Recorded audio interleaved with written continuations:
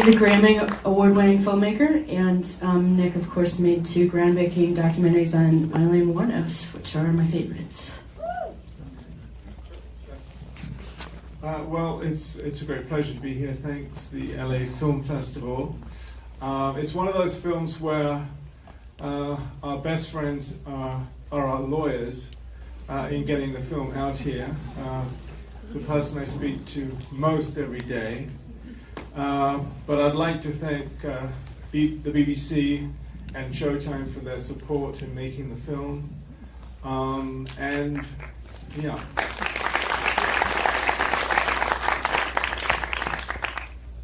And we're going to be talking afterwards. I believe some of the people who are in the film are actually in the audience tonight. So I'm probably most concerned about what they're going to say afterwards. And I also want to introduce my co-director, Rudi, Dolezal, who I think is going to say a few words. I wanted to thank also the festival, and I wanted to thank Nick for the collaboration on this project. It took very long, and I want to say thank you to the person. Without her, we wouldn't be here. Thank you to Whitney Houston. Thank you very much. Please welcome back the directors of Whitney Can I Be Me, Rudi Dolezal, and Nick Broomfield.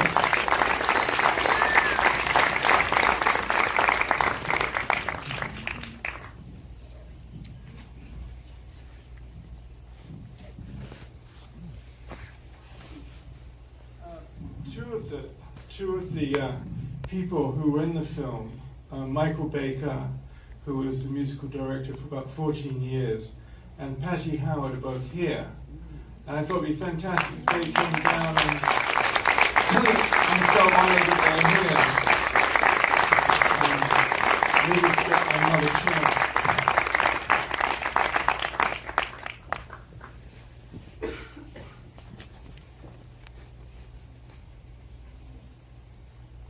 We'll just pull 2 more in here.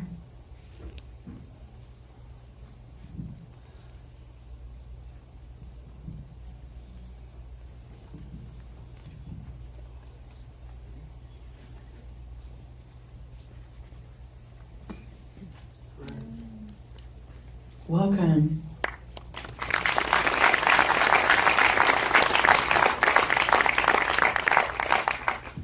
Yeah, of course, because you and Michael worked together for ages. Yep.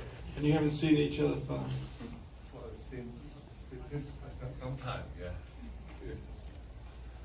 some time. It's probably... Well, I mean, since we did Vienna when we filmed Well, I just want to say this is an incredible tribute to an incredible woman, and when I first watched the film, I, burst into tears right at the beginning with that juxtaposition of the 911 call and then that performance.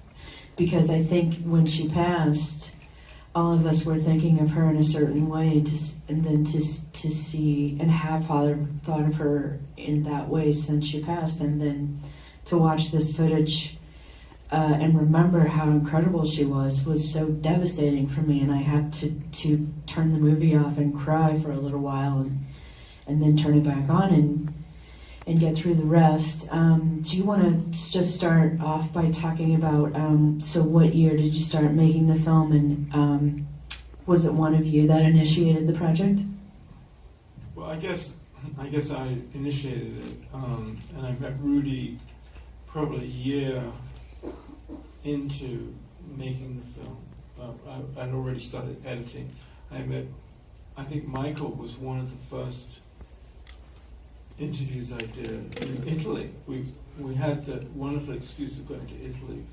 I went with my son, and we interviewed you relentlessly for a couple of days, I think, and learned about lots of things. And then Patti probably another few months. I think it was through Michael that we met Patti, wasn't it? Which is often how it happens, yeah.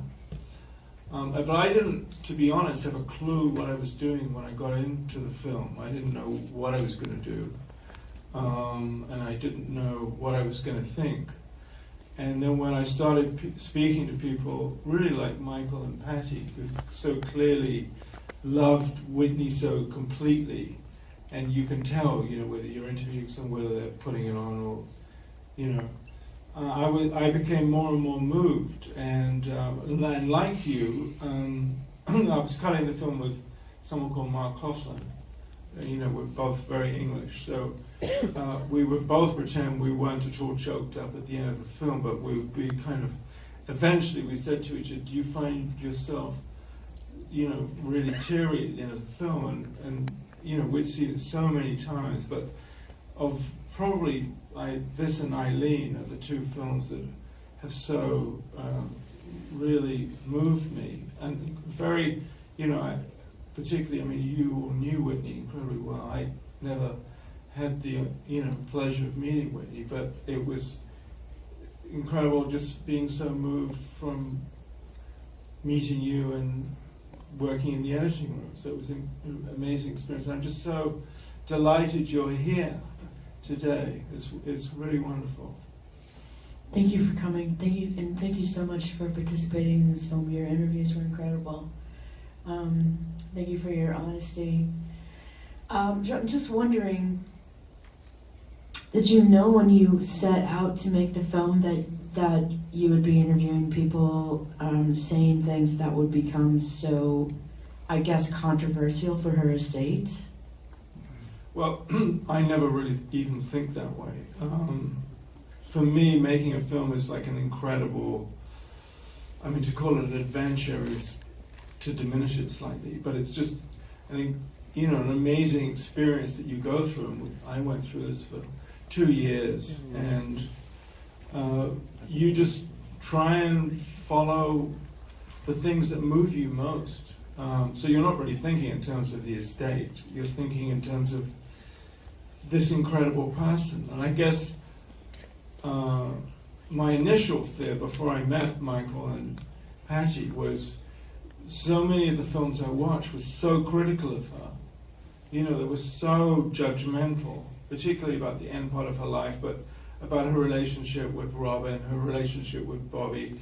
So I was kind of worried that I might be making a film about somebody who was really not very likable, and I was going to end up making a very critical film, which you don't really want to make, but obviously if that's what you believe is the case, you make it.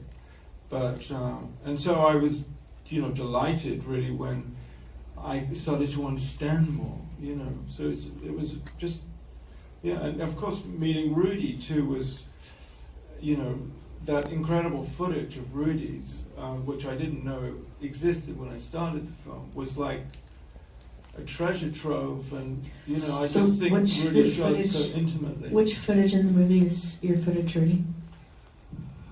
Well, I started working with her in the 80s when we did her first album. The footage that you saw live on stage, all the backstage footage, and also interviews like with the one with Mary at the end, or the one with Burt Bacharach, or the one with the mother. And the thing was that Michael was actually also in filming the '99 footage very crucial, because he was musical director and we got on really well. And he was introducing and helping me. But the thing started when Whitney came to my editing room, because I was doing a short little piece that she had to approve. And she saw some stuff of mine and said, you know, I want you to do a film, also Freddie Mercury film like this about me. And there was no record company involved, no management, no nothing. And I said, fine, we can start tomorrow. And she said, fine, tomorrow, 12 o'clock, Hyatt Hotel in Cologne, because she was starting her European tour. And it was really like a wild track without planning that I started to see that she gave me access to that. And I saw Whitney Houston that I never saw in any of the television shows or any of the videos or whatever. Not the diva, but a really sweet and nice and charming and helpful person. So we followed the whole tour, I don't know, 2 months, 3 months, all the concerts, yeah. And I saw every night a woman that was singing her heart out. And the two big concerts we filmed are also in there.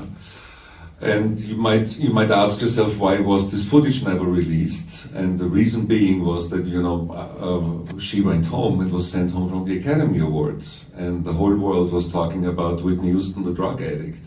And we didn't even speak about drugs. I didn't even ask the question because it was not around. I didn't see it.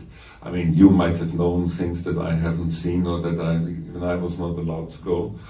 So long story short, she was denying that, because I said we can solve that by doing a little interview and you just say, I'm having a problem, I'm working on it. But she was in complete denial, and then I didn't want to release a tour film that doesn't touch the topic that the whole world is talking about. And so it was, so I kept it, and I said no. Yeah, there was actually things about the film, in regards to the film, there were some parts that actually surprised me as well, because I started with her as a drummer for 5 years, and then I became her music director for another 13 years. So, you can imagine, on a tour like that, you have about maybe 100 people on the tour. So, my job is to make sure that the music is right and make sure that the show goes well. So I'm usually not around so much. I'm usually, away from everyone and trying to take care of the next thing that's coming up. So there's a lot of things. There's some things in the film that it was an eye-opener for me, as far as the family dynamics and all this sort of thing, because I was not really so much a part of that. I purposely kept myself away from many things that I felt, I'm not interested in seeing that part of her life, or being, I purposely did not want to be a part of that, of her life in that way. So I purposely kept myself away and just stuck to my job as music director. Non-judgmental, nothing, not judging her or judging her life or anything, but just doing my job as music director. So, I don't know, maybe Patti can say something. Actually, as I said to Nick in my interviews with him, one thing I want to touch on, I asked Nick what he wanted to achieve with this film, because it was very important. Phenomenally important for me, someone that I knew Whitney and spent time with her, and she was my friend. And I know her mother and her father and her brothers, and all of that has influenced my life, who I am. So I asked Nick what he wanted to achieve with this film, and what he said to me, I'll never forget, because it really wasn't about him or about you, or it was about helping the world have a true picture of who this amazing person was, and hopefully to present a more sympathetic And I think view definitely. And I've got to congratulate you. Right, I congratulate you on that as Yeah. well. Definitely. Because one thing for sure, when we saw some of the footage of the interviews of Whitney, and there wasn't, if you really listened to her interviews, anything that needed to be known about her, she did very honest interviews. So she said it herself. Now the fact that it keeps getting hashed over and over and over and over again, but not in a way that brings any light or attention to the heart of this woman, this amazing woman, this voice that poured into our lives every time we, made that choice to listen to a song of hers or bob our head to it or whatever, and we listened to that voice in whatever moment in our lives it changed when she did that. That doesn't get any attention. Right. But knowing her as I did, that was so important to her. And yeah, that was important too. I thought that, really, like I was saying, I really, I loved her a lot. I really appreciated her, not only for her incredible talent and what she was able to do and how she was able to affect people with her voice, but just her as a person. She was such cool people all the time. So, she had big feelings, really big feelings, and big heart. So she was a really great person. I applaud you for that, for bringing that out. That part was really important. Yes. Yeah.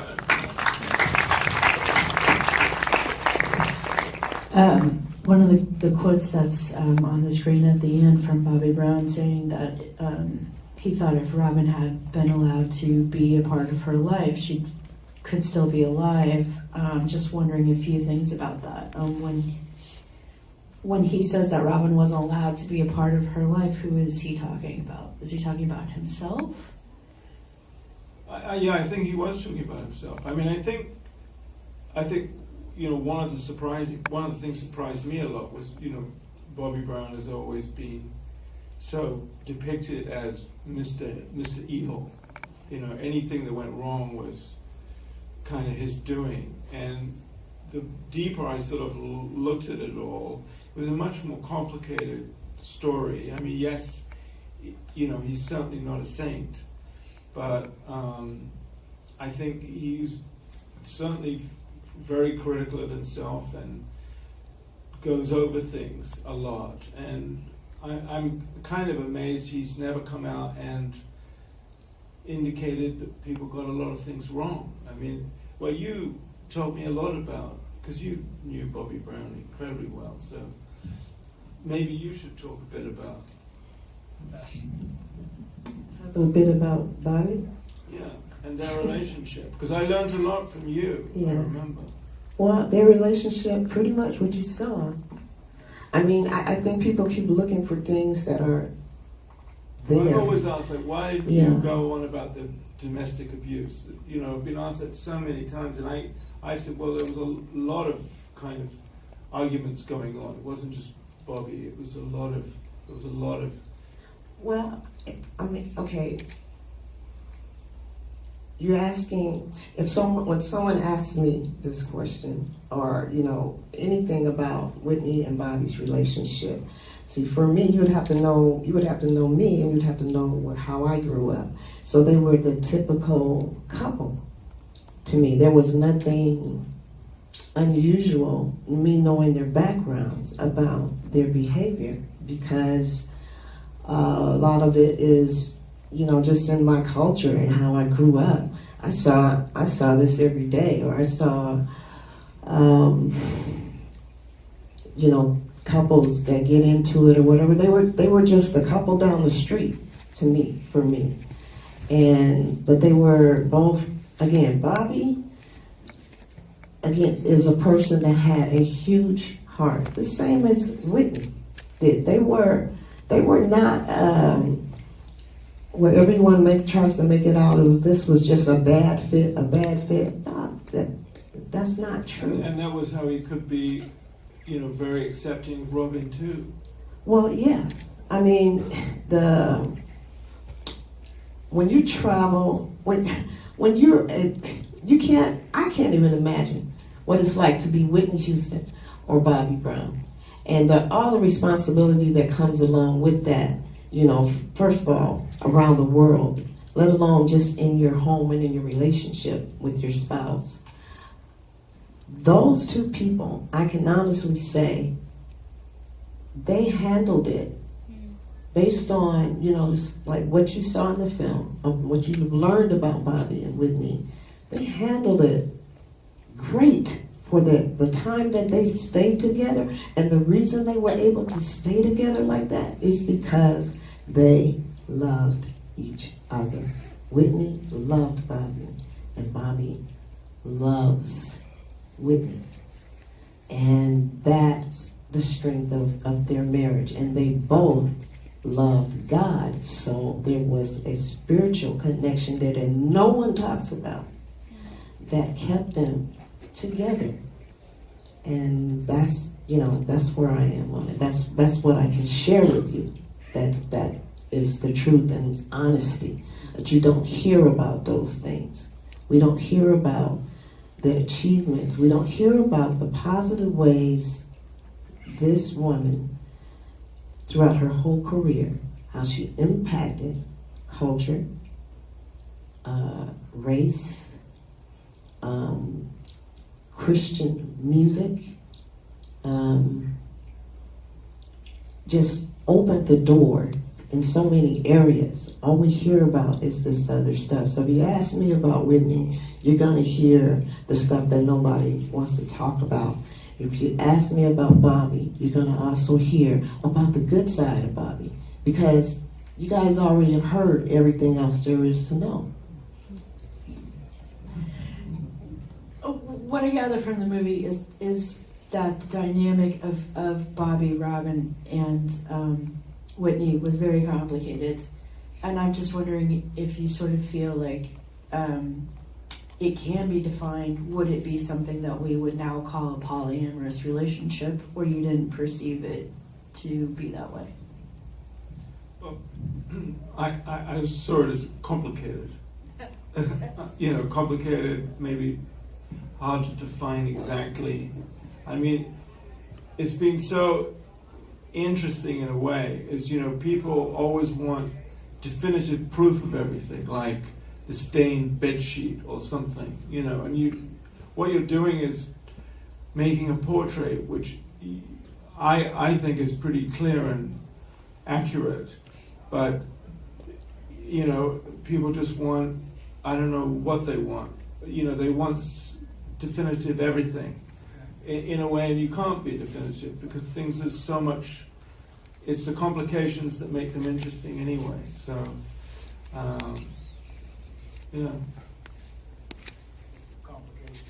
it is a complication. I completely understand how Bobby Brown at the end could say, if Robin had been around, because it's part of his love. When I got, there was a music director before me, Ricky Minor, and probably a lot of people know, you probably know who he is, and he asked me to be the music director at a certain point, and I said, man, no, absolutely not.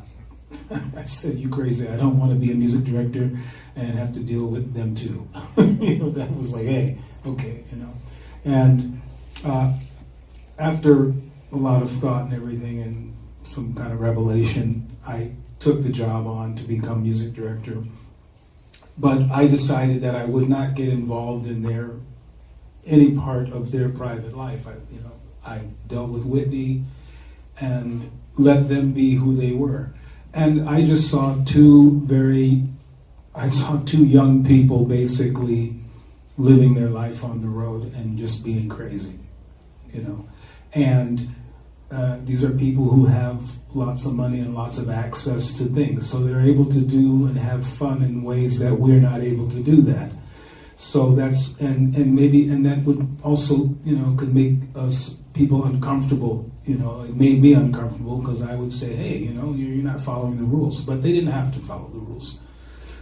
But at the same time, if it was a sadness involved in it, because here's Whitney, this star, this mega star and incredible talent, and then you have Bobby there trying to keep up with the whole thing, and because he once was a big star, and at some point he had to, hey, I'm still the bad boy, So it's at part of it's very innocent, it's very humanistic and innocent, and that's my take on it. Time for any questions? Yeah, I have one more quick one. Were there people that you asked to interview for the movie that said no? Well, there were a couple we actually interviewed, and then I guess they were contacted by the estate, so they then tried to retract their releases. I mean, they're actually not in the film, not because I was tempted to leave them in, but I wasn't very interested in what they had to say. Which is why they're not in. But that was kind of the main thing, and I think the people who tended not to want to talk because they didn't want to annoy the estate, were more the sort of like record producers, the people who produce certain albums, who probably, you know, knew Whitney for a very short period of time when they were in the studio. And obviously they would have been, I did interview 2 or 3 actually who had produced certain songs and albums, but it actually wasn't at the kind of level that I was making the film anyway. So, but there were a number of record executives, producers who didn't want to take part, who had been contacted by the estate, didn't want to take part. But I didn't really feel it a great loss, you know. Okay, questions?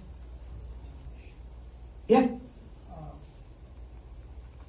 Towards the musical director, yes, of course. I remember seeing Royal Circuit concerts on YouTube. With music. Yes. One of them I remember was from Brunei. Brunei, yes. Copenhagen, Brunei. Sure. Were any of you involved in that concert? And Yes. how was that tour? And how was it? Was there very difficult? I mean, that government is very strict. Yeah, I mean, Brunei was fun. You know, Brunei was a lot of fun, and we never had problems with Brunei.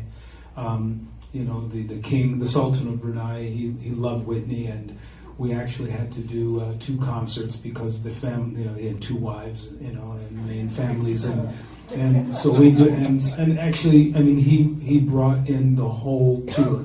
He brought in everyone. You were on that. He brought in everyone, the whole tour. So we're talking about maybe 100 of us, or whatever, 80 over 100 of us. We went over to Brunei, and he put us up in a hotel, and he just said, look, don't go outside.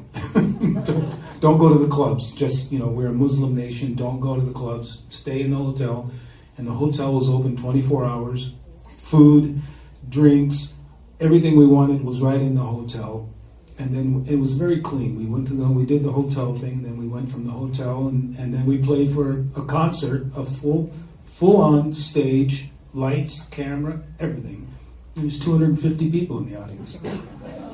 That's the first night, and then the second night, yeah, and then the second time we went there, they had built an amusement park, like a Disneyland or something. But, you know, basically our rules were just to be cool, stay in the hotel, don't go anywhere, do the rehearsals, get in and get out. And it was a blast. I mean, we had a lot of fun, and she loved it. She had a ball, you know. I mean, we had a great time in Brunei. I'd do that anytime. Yeah. Yeah. Hi. One of the things that struck me was that the sense that nobody was there to help and that everybody was on the payroll, so to speak, among the family. Yes.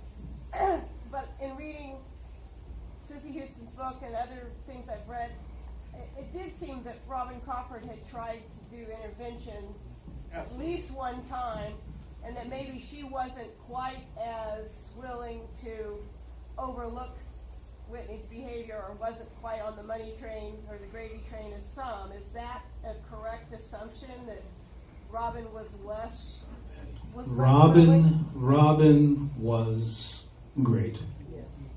And Robin was the one who always wanted to keep Whitney safe at all costs. Okay. And if Robin had the power, she would have canceled tours, she would have canceled everything. Robin was 150% in Whitney's corner.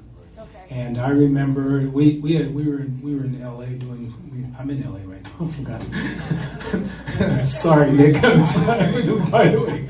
No, Robin, I remember we were doing some award show here in town, and Robin came over to me and she was telling me about, hey, you know, I mean, it's a weird thing because, you know, I'm like, okay, I'm trying to make sure that everything goes right on stage. I'm trying to make sure the show goes right. I'm trying to make sure their songs are, you know, musicians. I got all this thing. It was the Grammys, that's what it was. It was the Grammy Awards, and Rosie O'Donnell and her were having some kind of riff or something like that. But anyway, Robin was there, and she was at the hotel, and she came over to me, and she would say, hey, we got to do something. I'm trying to do an intervention here. We got to do something. We got to do something. I mean, right up to the. I mean, Robin was always there. If Robin was anywhere around where she could help Whitney, she was there to help her. Do you think that's part of the reason she left at the end, that she just couldn't watch anymore? I think you're absolutely right. I mean, it got to that point. I may say something because Robin was actually crucial that I was in the whole thing. Robin saw my stuff before Whitney did and said to Whitney, "You have to have this guy." And I remember she was loving this project, you know, as far as this was the '99 project. And she called me and said to me, "Rudi, I'm leaving, and you're gonna have problems finishing that film." How right she was. And she also said, "I cannot stand the lying anymore." Because she had to permanently say, you know, Whitney was ill or sick, and she knew what the real reason was. And I will never forget that phone call because it struck me, especially because of that. Because Robin was the backbone.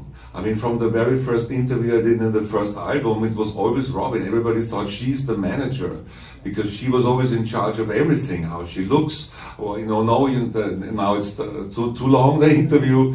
She was always the boss, you know, and Whitney loved it because there was somebody who took care. You know, I'm sorry for intervening, but I mean, I just saw this, you know, yeah. When Robin was around, there was more order.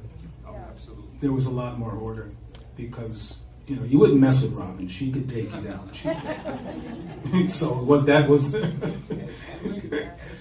Yeah.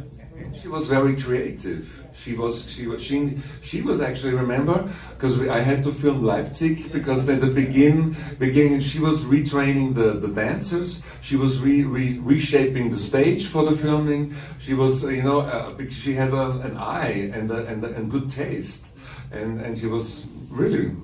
There's nothing bad about Robin that I would say. Yeah, not a word. If any of you have seen the South Africa concert, the HBO, the design of the stage, you know, those backdrops, all that, that's Robin Crawford. Well, we gotta go, or Russell's gonna kill me. Thank you so much for making this film, Nick and Rudi. Thank you so much for participating. Thank you all for coming out. Tell your friends. When does it come on Showtime? August 25th on Showtime.